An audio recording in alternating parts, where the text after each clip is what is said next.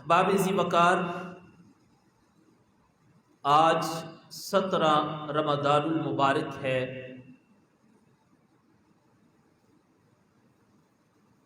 آج کے دن کو 3 نسبتیں حاصل ہیں۔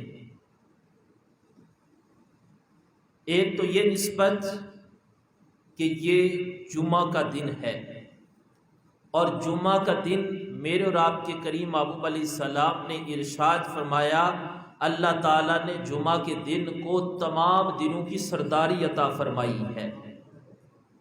اور پھر حضور صلی اللہ علیہ وآلہ وصحبہ وسلم نے فرمایا، جمعہ کا دن میری امت کے لیے عید کا دن ہے۔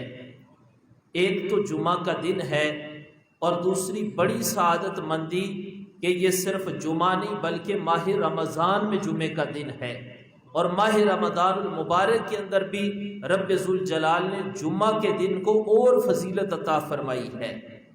اور دوسرا یہ نسبت حاصل ہے کہ آج شہدائے بدر رضوان اللہ علیہم اجمعین کا یوم ہے۔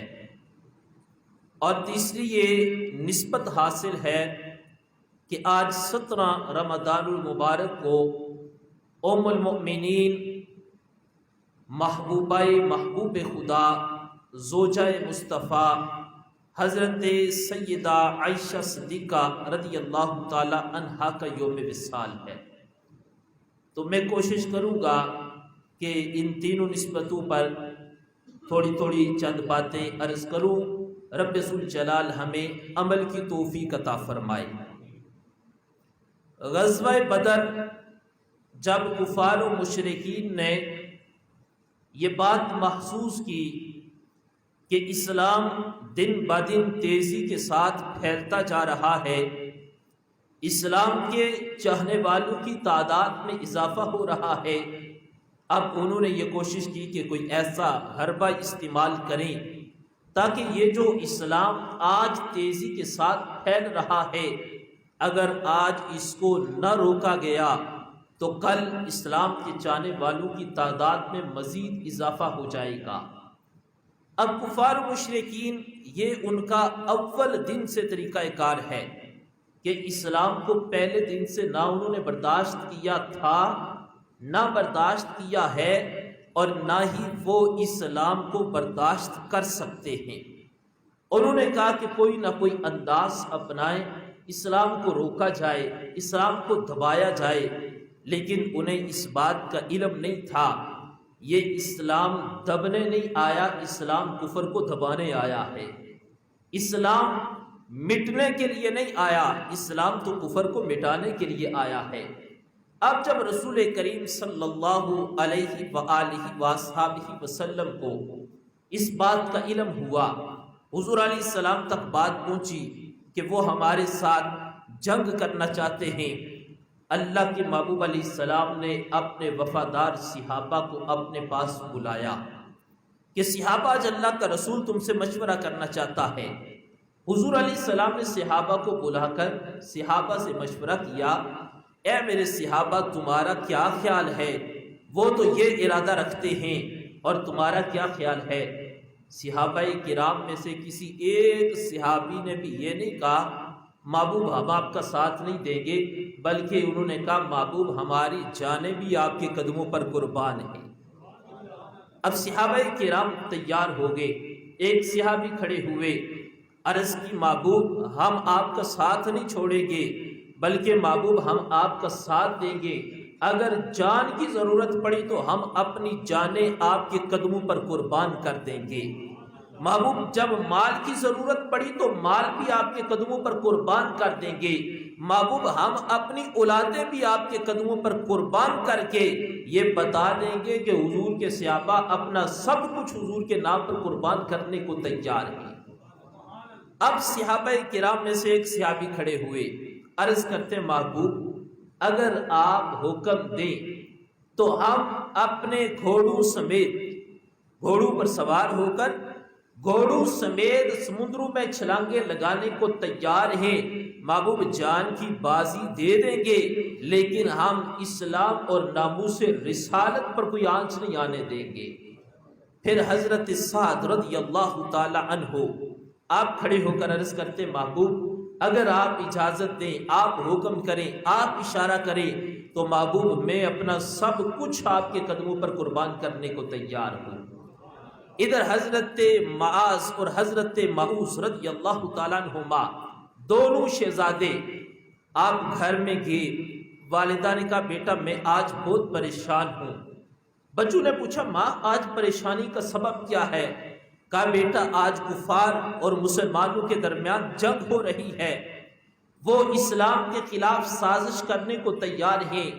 کاش اگر آج تمہارا باپ زندہ ہوتا تو میں اس کو کہتی وہ جا کر اپنی جان اسلام کے لیے قربان کر دیتا۔ بیٹا کاش آج میرا بھائی ہوتا، میں اپنے بھائی کو بیچتی، بھائی جاؤ جا کر اپنی جان اسلام کے نام پر قربان کر آؤ، لیکن ابھی تم چھوٹے ہو، لیکن جاؤ میری طرف سے جا کر تم اپنی جان اسلام کے نام پر قربان کر دو۔ اب وہ دونوں شہزادے جب جاتے ہیں کہ ہم جائیں اور اللہ کے محبوب علیہ السلام کی خدمت میں حاضر ہوں، عرض کرے محبوب ہمیں بھی قبول فرمائے۔ جب وہ دونوں حضور اکرم صلی اللہ علیہ وآلہ وآلہ وسلم کی خدمت میں حاضر ہوئے، محبوب ہم عمر میں بچے ہیں، جذبے بڑے جوان ہیں، محبوب ہمارے اندر بہت بڑا جذبہ ہے، ہمیں بھی قبول فرمائے، ہم بھی اسلام کے لیے اپنی جان کا نذرانہ دینے کو تیار ہیں۔ حضور علیہ السلام نے فرمایا ابھی تمہاری عمریں کم ہیں، آج گھر میں چلے جاؤ، پھر جب موقع بنے گا اسلام کو ضرورت پڑے گی، تم سمجھدار ہو جاؤ گے، تمہاری عمر زیادہ ہو جائے گی، پھر آنا، آ کر تم اسلام کے لیے جان قربان کرنا۔ لیکن بچے عرض کرنے لگے محبوب ہماری ماں نے بھیجا ہے، ماں گھر میں رو رہی ہے، بیٹو اور تو کچھ نہیں قربان کرنے کے لیے، تم دونوں شہزادے ہو، میرا دل ہے میں اپنے دونوں بیٹے اسلام کے نام پر قربان کر دوں۔ حضور علیہ السلام نے جب دیکھا ان کا جذبہ بڑا دیدنی ہے اور ان کا انداز بڑا خوبصورت ہے، اللہ کے محبوب علیہ السلام نے فرمایا چھوٹا بھائی گھر میں چلا جائے اور بڑے بھائی کو ہم نے آج اس موقع پر اسلام کے لیے قبول فرما لیا ہے۔ اب جو چھوٹا تھا اس نے عرض کی محبوب میں بڑا دلیر ہوں، بڑا طاقتور ہوں، محبوب آپ مجھے کمزور سمجھتے ہو، میرے اندر بڑی جرت ہے، استقامت ہے، بڑی شجاعت و بہادری والا ہوں، محبوب آپ مجھے بھی قبول فرما لو۔ میرے محبوب علیہ السلام نے فرمایا بیٹا تم چلے جاؤ، بڑے بھائی کو ہم نے رکھ لیا ہے، ایک بھائی گھر میں چلا جائے، جا کر ماں کی خدمت کرے۔ اب دیکھو اس وقت کے بچوں کا جذبہ کیسا تھا، ان کے اندر عشق رسول علیہ السلام کی شمع کیسی تھی، ان کے اندر اسلام کا دفاع کرنے کا رب نے کتنا انہیں جذبہ دیا تھا۔ کہنے لگا حضور اگر ایک عرض کروں آپ قبول فرمائے۔ میرے محبوب نے دیکھا ہے بچہ پر باتیں بڑی خوبصورت کرتا ہے، محبت بڑی بے مثال نظر آتی ہے۔ میرے محبوب نے فرمایا عرض کرو کیا عرض کرنا ہے؟ عرض کی حضور ہم دونوں بھائیوں کی کشتی کروائیں، اب جو جیت جائے اس کو آپ قبول فرما لیں۔ حضور علیہ السلام نے جب بچے کی اس محبت کو دیکھا تو حضور علیہ السلام نے فرمایا چلو دونوں کشتی کرو۔ اب وہ دونوں بھائی کشتی کرنے لگے، اللہ کے محبوب علیہ السلام دیکھ رہے ہیں، صحابہ کرام وہاں پر اپنی آنکھوں سے مناظر دیکھ رہے ہیں، آخر بچے کیسے کشتی کرتے ہیں۔ اب چھوٹا بھائی وہ عمر میں بھی چھوٹا تھا، ہمت اور طاقت میں بھی چھوٹا تھا، لیکن میں یہ کہوں گا عمر میں چھوٹا تھا، طاقت میں چھوٹا تھا، لیکن رب نے اس کو جذبہ بڑو والا عطا فرمایا تھا۔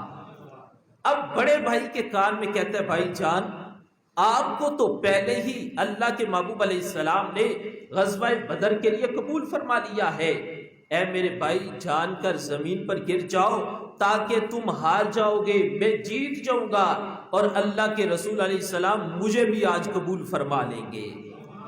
بڑے بھائی نے جب چھوٹے کا جذبہ دیکھا جان کر زمین پر گر گیا۔ اللہ کے محبوب علیہ السلام سارے حالات کو جانتے بھی تھے، دیکھ بھی رہے تھے۔ میرے محبوب علیہ السلام نے جب دونوں کا جذبہ دیکھا، اللہ کے محبوب علیہ السلام نے دونوں شہزادوں کو قبول فرما لیا۔ اب حضرت سیدنا عبد الرحمن بن عوف رضی اللہ تعالی عنہ آپ کہتے ہیں کہ میں جب میدان میں کھڑا تھا میں نے دیکھا کہ میرے دائیں بائیں یہ دونوں شہزادے ہیں. کہتے میرے دل کے اندر یہ تڑپ پیدا ہوئی، کاش آج کوئی میرے ساتھ دلیر بندہ کھڑا ہوتا، عمر بھی زیادہ ہوتا بھی بڑا مجاہد، اس کے اندر طاقت اور ہمت بھی ہوتی، اگر وہ میرے پاس ہوتا ہم مل کر اللہ کے رسول علیہ السلام کے دشمن ابو جہل کو واصل جہنم کر دیتے. عبد الرحمن بن عوف کہتے میں سوچ رہا تھا. اب یہ دونوں شہزادے آئے اور آ کر مجھے پوچھتے ہیں چچا جان یہ بتاؤ ابو جہل کدھر ہے؟ عبد الرحمن بن عوف کہتے میں نے ان سے پوچھا بچوں تمہارا ابو جہل کے ساتھ کیا کام ہے؟ کہنے لگے چچا تمہیں نہیں پتا، وہ ہمارے محبوب علیہ السلام کی گستاخیاں کرتا ہے، وہ حضور کی شان میں بے ادبی کرتا ہے، وہ اسلام کا بہت بڑا دشمن ہے، وہ ہر موقع پر اسلام کو نقصان پہنچانا چاہتا ہے. چچا ہم گھر سے اس نیت کے ساتھ آئے ہیں آج اپنی جان دینی پڑی تو دے دیں گے، لیکن آج ہم نے حضور کے دشمن ابو جہل کو واصل جہنم کر دینا ہے. عبد الرحمن بن عوف رضی اللہ تعالی عنہ آپ فرماتے جب میں نے بچوں کا یہ انداز دیکھا اور ان کے یہ الفاظ سنے اور ان کا جذبہ دیکھا تو میں اس بات کو ماننے پر مجبور ہو گیا. عمر میں تو بچے نظر آتے ہیں لیکن رب ذوالجلال نے ان کے جذبوں کو جوانی عطا فرمائی ہے. عبد الرحمن بن عوف رضی اللہ تعالی عنہ آپ فرماتے میں نے انہیں بتایا بچوں وہ سامنے ابو جہل کھڑا ہے. کہتے جب بچوں کو میں نے اشارہ کیا سامنے ابو جہل کھڑا ہے وہ ڈرے نہیں کہ ہمارے ساتھ کیا ہو جائے گا. حضرت عبد الرحمن بن عوف کہتے وہ تیزی کے ساتھ گئے اور جا کر ان دونوں نے وار کیا اور ابو جہل کو واصل جہنم کر دیا. معزز سامعین و ناظرین یہ ایک جھلک صرف میں نے آپ کے سامنے غزوہ بدر کی رکھی ہے کہ غزوہ بدر کے اندر رب ذوالجلال نے بچوں کو بھی اتنا جذبہ عطا فرمایا تھا. اب اس موقع پر مسلمانوں کی تعداد تھی 313 اور کفار کی تعداد تھی 1000 اور مسلمانوں کی تعداد تھی 313. کفار کے پاس تعداد بھی زیادہ ہے، کفار کے پاس مال بھی زیادہ ہے، کفار کے پاس اسباب بھی زیادہ ہیں، مسلمانوں کے پاس تعداد بھی کم ہے، ظاہری طور پر مال بھی کم ہے، ظاہری طور پر اسباب بھی کم ہیں، لیکن پھر بھی رب ذوالجلال نے اسلام کو فتح عطا فرمائی. اس کی بنیادی وجہ یہ تھی کہ اسلام خود اپنی پاور رکھتا ہے، اسلام اپنی طاقت رکھتا ہے، اسلام تعداد کو نہیں دیکھتا، اسلام ہمیشہ معیار کو دیکھتا ہے، اسلام مال کو نہیں دیکھتا، اسلام ہمیشہ بندے کے اخلاص کو دیکھتا ہے، اسلام تعداد میں اضافے کو نہیں دیکھتا، اسلام بندے کے ایمان کو دیکھتا ہے. ادھر ہزاروں ہو کر وہ کم پڑ گئے، ادھر 313 تھے. جب رب نے ان کے جذبے کو دیکھا، رب نے ان کی استقامت کو دیکھا، میرے رب نے ان کے خلوص کو دیکھا تو رب ذوالجلال نے آسمان سے فرشتے بھیجے، اے فرشتوں میرے محبوب کے غلام میدان میں ہیں، اس وقت وہ مجبور ہیں، اس وقت انہیں مدد کی ضرورت ہے. رب نے فرشتوں کو بھیج کر مسلمانوں کی مدد فرما دی اور اس موقع پر رب ذوالجلال نے اسلام کو فتح عطا فرمائی. یہ ہے کہ اگر اسلام کے چاہنے والوں کی تعداد کم بھی پڑ جائے لیکن وہ اپنے جذبوں میں بلند ہوں، وہ اپنی نیت میں پختہ ہوں، وہ اپنے ایمان میں کامل ہوں تو رب ذوالجلال یہ نہیں دیکھتا کم ہے بلکہ رب ذوالجلال اپنے فرشتوں کے ذریعے ان کی مدد فرما دیتا ہے. دوسرا آج کا دن ام المؤمنین سیدہ عائشہ صدیقہ رضی اللہ تعالی عنہ آج چونکہ ان کا یوم وصال بھی ہے تو ان کا ذکر خیر اس لیے کہ ہم ان کا ذکر خیر کریں تو ہماری بخشش کا ذریعہ بن جائے. ام المؤمنین سیدہ عائشہ صدیقہ رضی اللہ تعالی عنہ آپ کی عظمت و شان کو کن الفاظ میں اور کس انداز میں بیان کیا جائے. میرے خیال میں یہ ایک جملہ اگر میں ان کی بارگاہ میں بطور نذرانہ بطور عقیدت پیش کروں کہ جب منافقین نے ہماری ماں عائشہ صدیقہ رضی اللہ تعالی عنہا پر تہمت لگائی، لیکن کیا ہوا؟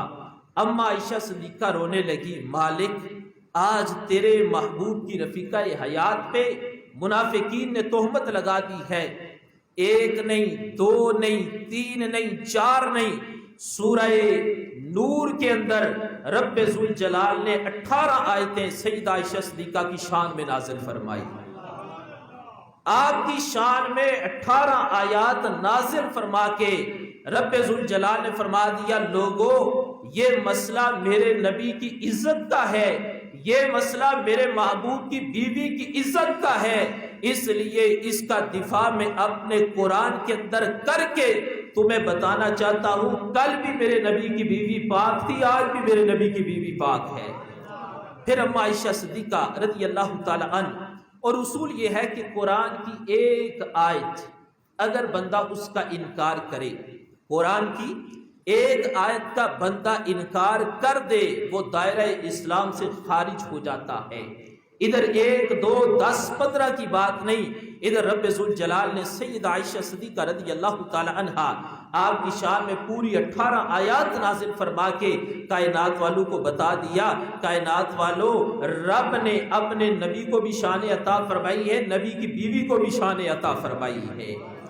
اور ام المومنین سیدہ عائشہ صدیقہ، اگر آپ کے علم پر بات کی جائے، پوری کائنات میں صحابہ کرام حضور کے ظاہری وصال کے بعد جب صحابہ کا کسی مسئلے کے اندر اختلاف پیدا ہوتا کہ اب اس سوال کا جواب نہیں کہیں سے مل رہا، تو صحابہ وہ سوال اما عائشہ صدیقہ کے پاس بھیجتے اور سیدہ عائشہ صدیقہ صحابہ کو اس سوال کا جواب عطا فرما دیتی۔ اور اگر میں مختصر وقت ہے آپ کی سخاوت کے کسی پہلو پر بات کروں تو ایک دن حضرت عبداللہ بن زبیر نے 1 لاکھ درم اما عائشہ صدیقہ کی بارگاہ میں پیش کیے، 1 2 کی بات نہیں، 1 لاکھ درم جب پیش کیے تو روزہ تھا، آپ روزے کی حالت میں آپ نے افطاری سے پہلے وہ 1 لاکھ درم راہ خدا میں خرچ کر دیے۔ افطاری کا وقت ہوا تو آپ کی جو نکرانی تھی کہنے لگی کہ گھر میں کچھ رکھ لیتے، آپ نے فرمایا میں نے 1 درم افطاری کے لیے نہیں رکھا، رب کی طرف سے آیا تھا، سارا میں نے اللہ کی راہ میں خرچ کر دیا ہے۔ اور اگر اما عائشہ صدیقہ رضی اللہ تعالی عنہا آپ کے زہد و تقوی پر بات کی جائے تو کائنات میں اس میں بھی آپ اپنی مثال آپ نظر آتی ہیں۔ حضرت مجدد الفسانی رحمۃ اللہ علیہ کے حوالے سے ایک بات میں عرض کر دوں، اما عائشہ صدیقہ رضی اللہ تعالیٰ عنہ کی شان میں آپ اپنے گھر میں ہر روز ختم دلاتے، یعنی دعا مانگتے۔ اب جب آپ نے دعا مانگی تو دعا میں ازواج مطہرات کا ذکر نہ کیا۔ حضرت مجدد الفسانی رحمۃ اللہ علیہ رات کو سو گئے، جب آپ سوئے تو دیکھا کہ اللہ کے محبوب علیہ السلام آپ کی خواب میں تشریف لائے۔ کہتے ہیں میں نے جب حضور کو دیکھا تو میں نے سلام عرض کیا، اللہ کے محبوب علیہ السلام نے مجھ سے منہ پھیر لیا۔ کہتے میں بہت پریشان ہوا، یار ساری زندگی عبادتیں کی ہیں، یہ ساری باتیں ضائع ہو جائیں گی اگر آج اللہ کا رسول ہم سے ناراض ہو گیا۔ کہتے میں نے ادب سے عرض کی، آقا آپ نے منہ پھیر لیا ہے، سبب کیا ہے؟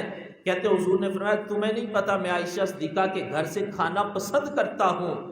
کہتے میں سمجھ گیا کہ میں نے دعا میں ان کا نام نہیں لیا، اس وجہ سے اللہ کے رسول میرے ساتھ ناراض ہو گئے ہیں۔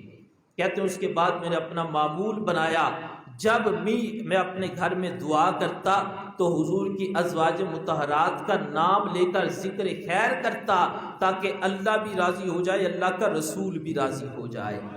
تو یہ ہے کہ آج جو تمام حضرات یہ کوشش کریں اپنے اپنے گھروں میں، ایک تو جمعے کا دن ہے، دوسرا شہدائے بدر کا یوم ہے، اور تیسرا اما عائشہ صدیقہ کا یوم ہے، افطاری کے وقت اپنے اپنے گھروں میں اپنی طرف سے قرآن کریم پڑھ کر سورہ فاتحہ، سورہ اخلاص، سورہ یاسین، درود پاک پڑھ کے ان کی بارگاہ میں نذرانہ پیش کریں۔ اور تیسرا چونکہ آج 17 رمضان المبارک ہے اور 20 رمضان المبارک کو معتکفین حضرات اعتکاف کرتے ہیں۔ اعتکاف کی تین اقسام ہیں، ایک ہے اعتکاف واجب اور دوسرا ہے اعتکاف سنت اور تیسرا اعتکاف ہے اعتکاف نفل۔ اعتکاف واجب وہ اعتکاف اگر آپ نے کسی موقع پر منت مانی، میرا فلاں کام ہو گیا تو میں 10 دن کا اعتکاف کروں گا، اب وہ اعتکاف کرنا آپ پر واجب ہے۔ دوسرا ہے اعتکاف سنت، سنت موقدہ علی الکفایہ، اگر پورے محلے میں سے ایک بندے نے بھی اعتکاف کر لیا تو سب کی طرف سے ہو جائے گا، اور اگر ایک بھی بندہ نہ بیٹھا تو سارے گنہگار ہوں گے۔ اور تیسرا ہے اعتکاف نفل، گھر سے آئے مسجد میں آتے مسجد میں نیت کی، بے شک صبح کو آئے نیت کی کہ آج کا دن اعتکاف کروں گا، آج کی رات اعتکاف کروں گا، اس کے بعد آپ گھر میں چلے گئے، اللہ تعالیٰ جتنی دیر مسجد میں بیٹھو گے آپ کو رب ذوالجلال اعتکاف کا ثواب عطا فرمائے گا۔ حضور علیہ السلام نے فرمایا جو ماہ رمضان کے آخری عشرہ میں 10 دن کا اعتکاف کرے، اللہ تعالیٰ اس کو 2 حج اور 2 عمروں کا ثواب عطا فرمائے گا۔ دوسرے مقام پر فرمایا جب بندہ 10 دن اللہ کے گھر میں اعتکاف کرتا ہے، ہر روز اللہ تعالیٰ اس کو 1 حج کا ثواب عطا فرماتا ہے۔ تو اس لیے کوشش کریں احباب کے مسجد میں اعتکاف کریں اور 10 دن جتنی زیادہ ہو سکے اعتکاف میں رب ذوالجلال کی عبادت کریں۔